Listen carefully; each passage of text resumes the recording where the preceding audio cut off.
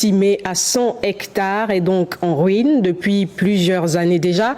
Des motobennes, des ateliers, des chambres froides, des tracteurs, bref, du matériel abandonné en forêt. Wivina Besolo et Chélie Maléa nous expliquent.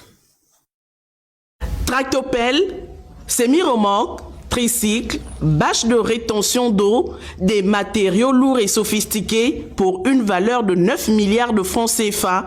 Tout ceci sur 350 hectares de terre arable. A priori, tout était bien parti pour une production agricole mécanique et intensive. Des hangars totalement aménagés et équipés pour l'élevage du poulet et du porc entre autres. De vastes étendues destinées à la pisciculture, tout était pourtant réuni pour que les fermes agro-pastorales voient effectivement le jour. Mais hélas, tout ceci croupit sous de hautes herbes depuis 2012.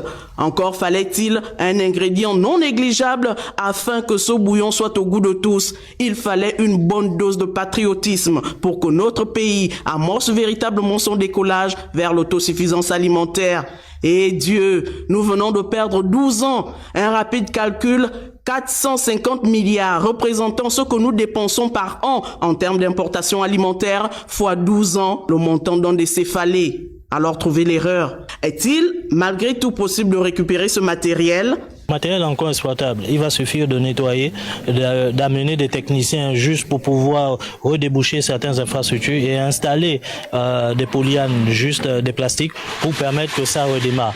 Et bien sûr amener l'électricité parce que tout cet équipement, comme je vous disais que c'est la production intensive, il faudrait qu'il y ait de l'électricité pour permettre que la production soit en continu. Ce scandale agricole, pour reprendre les mots du Premier ministre il y a quelques jours, nous fait penser qu'il faudrait certainement un audit du ministère de